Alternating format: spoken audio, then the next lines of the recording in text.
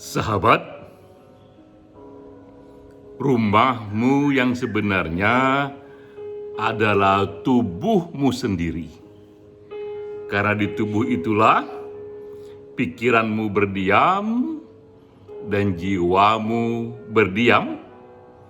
Bahkan kemanapun kau pergi, tubuhmu itu, rumahmu itu kau bawa serta. Ini kutipan dari James Thorne. Ia seorang penulis, juga seorang entrepreneur. Karena ketika itu ia melihat publik luas begitu sibuk merawat rumah fisiknya masing-masing, tapi melupakan rumah yang sebenarnya, yaitu kesehatan dirinya sendiri, merupakan tubuhnya sendiri. Sehingga ia katakan kepada publik luas bahwa ketahuilah bahwa rumahmu yang sebenarnya itu tubuhmu sendiri, dan rawatlah tubuh itu, rawatlah kesehatannya. Kutipan ini relevan saya sentuh ketika kita masuk ke topik webinar minggu ini. Topik webinar yang diselenggarakan oleh teman-teman alumni Angkatan SMA 1 Budi Utomo dengan tema-tema kesehatan. Kali ini temanya adalah komplikasi diabetes mellitus yang perlu diketahui di era 4.0. Jadi di sini ada dua topik yang dibicarakan. Topik pertama adalah masalah diabetes. Topik kedua, era 4.0. Saya mulai dulu dengan era 4.0. Maka tak lain dan tak bukan ketika kita bicara era 4.0, maka handphone adalah benda ajaib pertama yang kita singgung. Karena benda itulah yang sekarang ini begitu sering bersama kita. Bahkan saya sempat membuat puisi tentang handphone, bahwa handphone kita dekat sekali. Kini aku membaca melaluimu, aku mendengar musik kesayanganku melaluimu, dan kau kirimkan pesan melaluimu.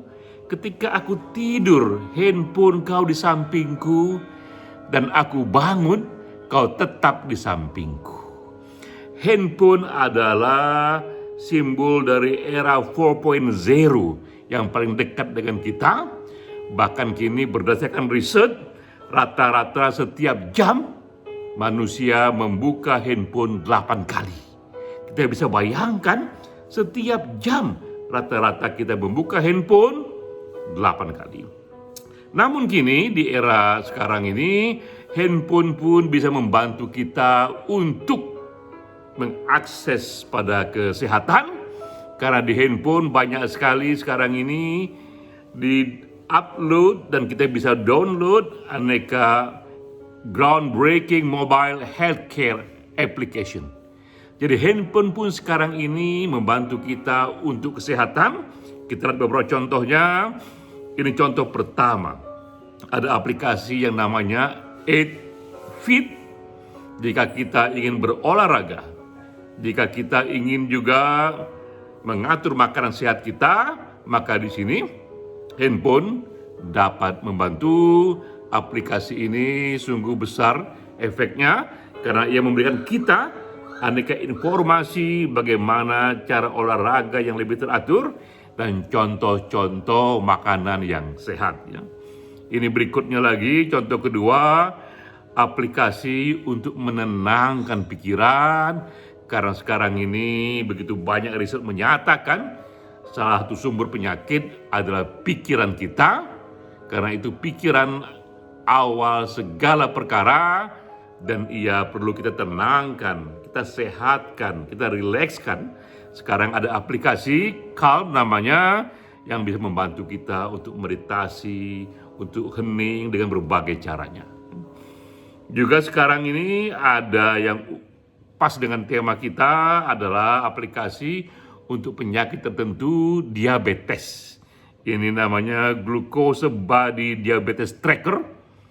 Dengan aplikasi ini memudahkan kita untuk mengetahui kadar-kadar gula di dalam diri kita. Nah, sekarang kita masuk lebih detail soal topik minggu ini, yaitu diabetes. Kita mulai dengan data, bahwa inilah data yang harus kita renungkan di usia 50 tahun ke atas.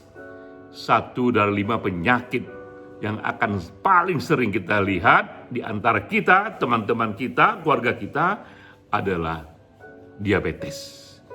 Bahkan kita lihat di Amerika dan juga di Indonesia, rata-rata ketika usia sudah 50 tahun ke atas, 10 orang kena diabetes di antara 100. Jadi kita lihat ini sekitar 10% dari populasi yang berusia 50 tahun ke atas, 10% terkena diabetes. Saya pribadi memiliki pengalaman yang mendalam dengan diabetes karena ibunda tercinta wafat akibat diabetes. Saat itu usianya 83 tahun dan dokter mengatakan bahwa 2 kaki ibu saya haruslah itu diamputasi hingga ke pangkal paha. Karena itu satu-satunya cara untuk lepas dari luka di 2 kaki ibu saya. Dan keluarga besar bersidang meminta saya berjumpa ibu untuk membujuknya. Dan saya katakan pada ibu saya, "Mama, apakah mama bersedia akan punya kaki yang bagus sekali? Sekarang ada pabrik yang bisa membuatnya, tapi 2 kaki mama harus diamputasi, diganti dengan itu." Dan ibu saya berkata bahwa ibu ingin menghadap Tuhan dengan badan yang utuh, dengan badan yang penuh. Dan kami pun terdiam. Seandainya ibu berusia 40 tahun, saya akan paksakan untuk kerjakan amputasi itu.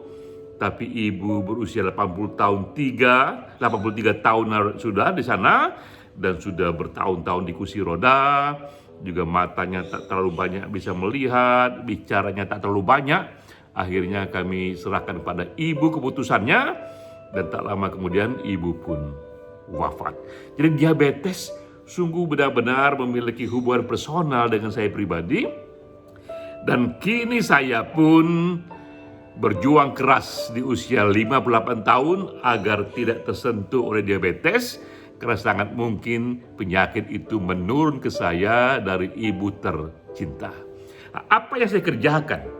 Tentu nanti di webinar ini begitu banyak dokter yang akan memberikan teknikalitis sesuai dengan keahliannya, tapi saya hanya memberikan rumus sederhana saya saja, bahwa saya hijrah kepada gaya hidup yang sehat dengan rumus TOMPH. T-O-M-P-H. T itu tidur yang cukup, O olahraga yang cukup, M makanan dijaga, P pikiran juga dijaga, karena itulah awal perkara, dan H yang terakhir itu handphone. Itu era digital, handphone saya gunakan untuk mengakses aneka informasi bagaimana untuk hidup sehat, aneka aplikasi membantu kita hidup sehat di era 4.0, terutama yang menyangkut penyakit diabetes. Itulah welcoming speech dari saya. Sekali lagi selamat untuk webinar ini, dan jangan lupa usia kita sudah di atas 50 tahun dan mulailah kita hijrah bersama-sama untuk hidup sehat. Terapkanlah itu Tom tadi. Tidur yang cukup, olahraga yang cukup, makan dijaga, pikiran dijaga, dan handphone digunakan untuk kesehatan. Salam.